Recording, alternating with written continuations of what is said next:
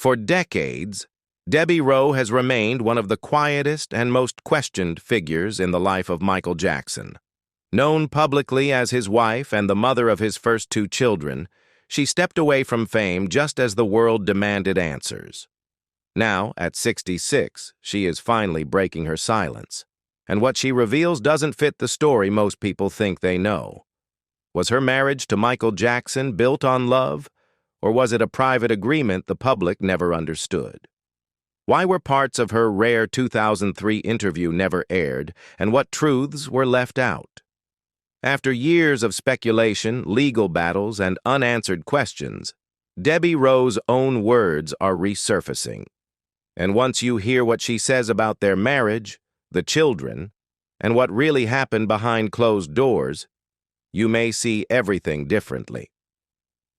Michael Jackson and Debbie Rowe's connection didn't begin with romance.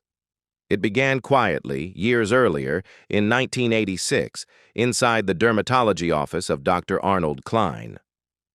Rowe worked there as an assistant, and Jackson was a frequent patient, dealing with lupus and vitiligo.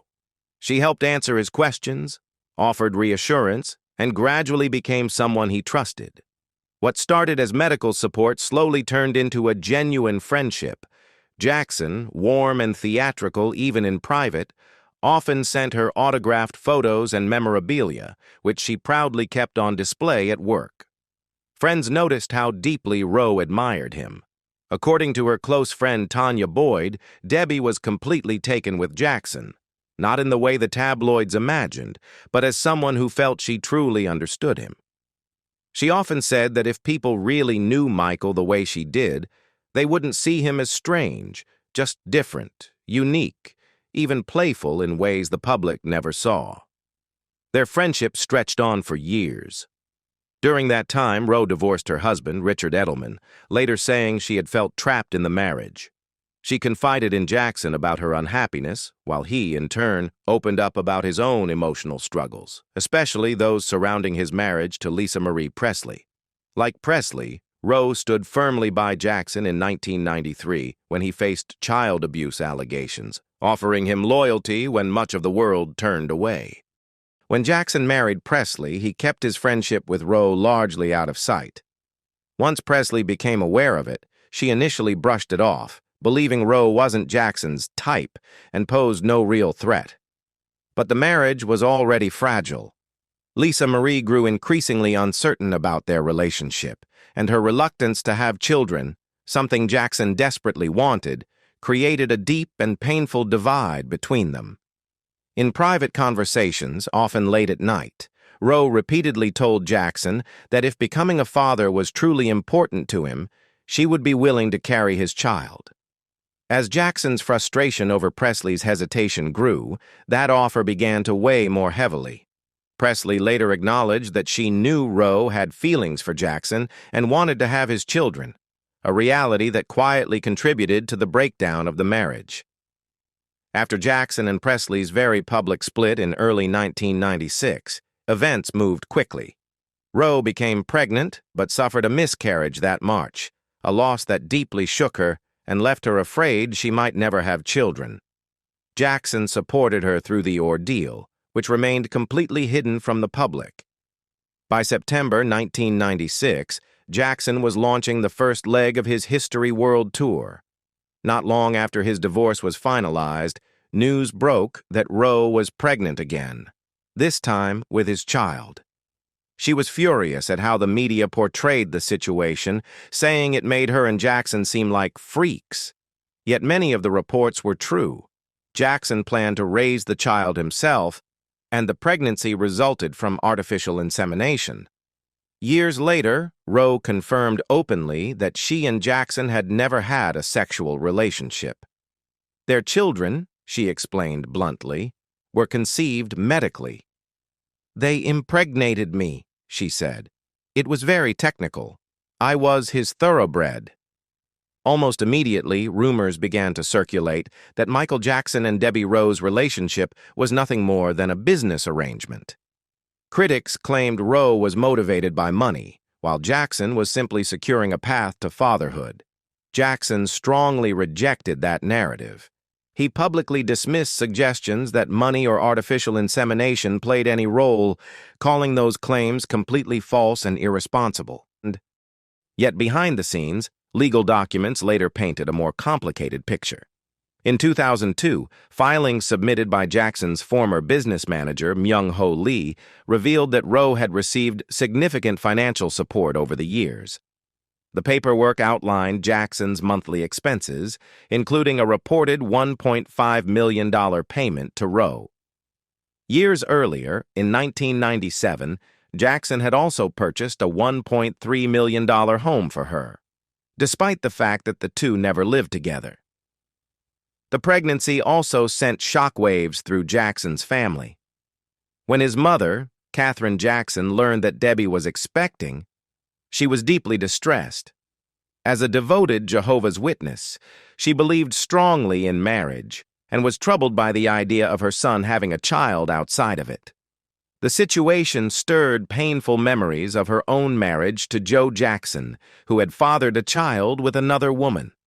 Determined not to see history repeat itself, Katherine personally called Debbie to speak about faith, responsibility, and the importance of giving a child a name within marriage. She later urged Michael to do the same, warning him not to leave his child in the same position as his half-sister Giovanni. Those words weighed heavily on Michael. Being compared to his father deeply unsettled him. Until that moment, the understanding had been clear. Debbie would carry the child, and Michael would raise the baby on his own. But with his mother's pressure and the fear of public judgment growing, he abruptly changed course. He called Roe and asked her to fly to Australia. When she arrived, he told her they would be getting married the next day. On November 13, 1996, Michael Jackson and Debbie Roe were married in a quiet ceremony at the Sheraton on the Park Hotel in Sydney. Just 15 guests attended. Jackson's 8-year-old nephew, Anthony, served as best man. The night before the wedding, Jackson reportedly phoned his ex-wife, Lisa Marie Presley, who gave her blessing to the union. Outside their inner circle, the reaction was far less forgiving. The media and much of the public greeted the marriage with deep skepticism. Many believed Michael had married a woman he didn't truly love, while others openly questioned whether the child Debbie Roe was carrying was even biologically his. Jackson refused to engage with the speculation. He offered only a brief confirmation of the marriage and then asked for privacy, choosing silence over explanation. Reporters pressed him relentlessly. "Michael, how does it feel to be married?" they shouted. "You must be very happy. This is a happy day, right?"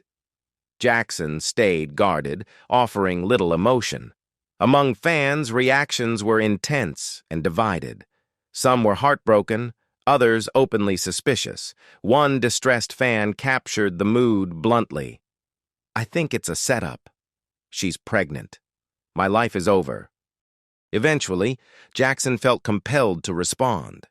In a rare public defense of his relationship, he insisted that what he shared with Debbie existed far beyond what cameras could capture. "Debbie and I love each other for all the things you'll never see on stage or in pictures," he said. "I fell in love with the beautiful, unpretentious, giving person she is, and she fell for me just being me." On February 13, 1997, their son, Michael Joseph Jackson, Jr., was born at Cedars-Sinai Medical Center in Los Angeles. He was quickly nicknamed Prince, a tribute to Michael's grandfather and great-grandfather, who both carried the same name. Jackson and Roe cut the umbilical cord together, but shortly after birth, Prince was taken to intensive care due to minor breathing complications. He remained under observation for 5 hours before doctors confirmed he was healthy. After being discharged, Prince went home with Michael to Neverland Ranch, while Debbie recovered elsewhere, staying with a friend. 6 weeks passed before she saw her son again. When she did, it was for a carefully arranged photo session in a hotel room, an image designed for the press rather than a private family moment. By then, Roe had already begun pulling back emotionally. She believed forming too strong a bond would only make the situation more painful. At the hotel, she was handed the baby, posed beside Michael for photographs, and once the cameras were finished, she was escorted out. At Neverland, Prince was cared for by an extensive staff, 6 nannies and 6 nurses. One former nanny later recalled that Roe was rarely present. "I think I saw her maybe 3 times," she said. "She always seemed very withdrawn." Despite her limited role in Prince's early life, it was announced in November 1997 that Debbie was pregnant again, this time with a daughter. The baby would be named Paris, after the city where her parents said she was conceived. But as Roe's pregnancy progressed, new rumors surfaced. Michael was repeatedly seen with his ex-wife, Lisa Marie Presley, in London, South Africa, and Los Angeles, reigniting speculation that their relationship had resumed. Public appearances and visible affection fueled whispers of an affair. Some reports even claimed that Michael and Lisa Marie were planning to remarry in Johannesburg, despite the fact that he was still married to Debbie and expecting another child. The tension eventually spilled into the public eye when Debbie Rowe addressed the rumors on television. She insisted she didn't feel threatened by Lisa Marie Presley's renewed friendship with Michael Jackson and said she had no reason to doubt his faithfulness. Yet, in the same breath, Rowe revealed something more telling. What mattered most to her was her friendship with Michael. If their marriage ever stood in the way of that bond, she said she would be willing to let the marriage go to protect it. Amid the uncertainty, Rowe gave birth to a healthy baby girl on April 3, 1998. Paris. Michael Catherine Jackson was born with striking blue eyes. Michael later recounted the moment with his usual intensity, claiming he grabbed his newborn daughter and rushed home in a panic, with all the placenta and everything all over her.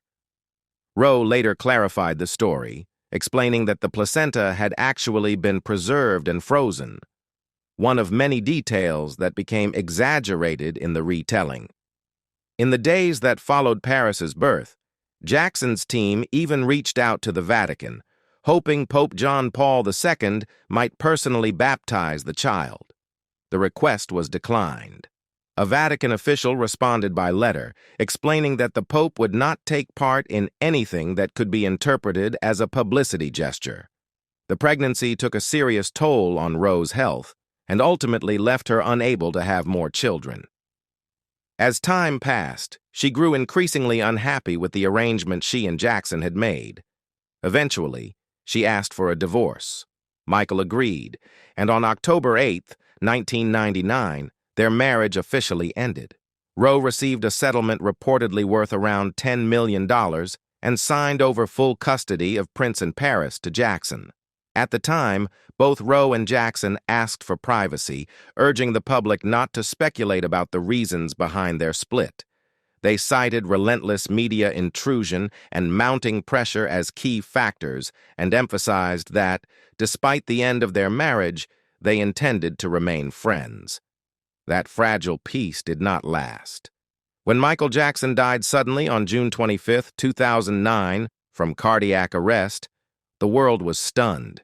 As fans grieved and questions swirled, media attention intensified around everyone connected to him. While much of the focus centered on his former physician, Dr. Conrad Murray, Debbie Rowe was once again pulled into the spotlight. Soon after Jackson's death, TMZ published a report claiming that Rowe was not the biological mother of Prince and Paris. Citing unnamed sources, the article alleged that the children had been conceived through in vitro fertilization using donor eggs, suggesting Rowe had acted only as a surrogate and had been financially compensated for it. The claim sparked immediate backlash. Rowe's attorney, Marta Almley, issued a firm response, calling the allegations entirely false and particularly hurtful and insidious. Speaking publicly, Almley stated clearly, "Ms. Rowe is the biological mother of the 2 oldest children." As the rumors escalated, another familiar name surfaced, Dr. Arnold Klein, the dermatologist Rowe once worked for. Some reports even suggested that Klein, not Jackson, was the children's biological father. Klein's representatives shut down the speculation, stating that due to patient confidentiality, he would not comment on the claims. Once again, Debbie Rowe found herself surrounded by rumors she said had little to do with the truth, and everything to do with a world that never stopped questioning her role in one of pop culture's most complicated stories. Debbie Rowe quietly reconciled with her daughter Paris just before one of the darkest moments of their lives. In 2013, as Michael Jackson's family pursued a wrongful death lawsuit against AEG Live, painful details about Jackson's final days dominated headlines and courtroom testimony. Although the jury ultimately ruled that AEG was not responsible for Jackson's death, the trial took a heavy emotional toll on Paris Jackson. During that period, Paris attempted to take her own life, an event that deeply shook Debbie Rowe.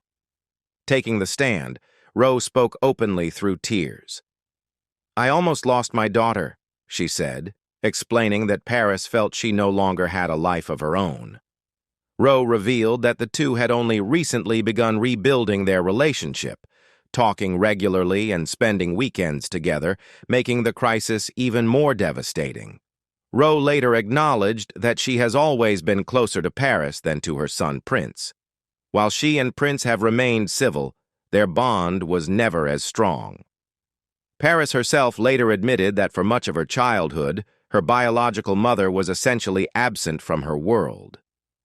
Their reunion when Paris was a teenager didn't create a traditional mother-daughter dynamic, but rather an adult relationship built slowly over time. After Paris's suicide attempt, Rowe stayed by her daughter's side and even considered seeking custody, driven by concern for her well-being. Ultimately, she stepped back, believing Paris was safe with her grandmother, Katherine Jackson.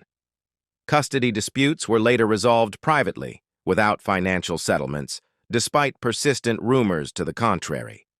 Rowe's personal life also evolved quietly. In 2014, she announced her engagement to Mark Schaffel, a former member of Michael Jackson's inner circle whose past in the adult film industry sparked controversy. Rowe defended the relationship, insisting there was nothing hidden about his history. In 2016, Rowe faced another major battle when she was diagnosed with breast cancer. Throughout surgery and chemotherapy, Paris became her strongest source of support. Rowe completed treatment in early 2017 and later confirmed she was in remission. Today, Debbie Rowe lives far from the spotlight, running a horse ranch in the California desert. She maintains a relationship with Paris, supports her music career, and embraces a quieter life shaped by survival, reconciliation, and resilience.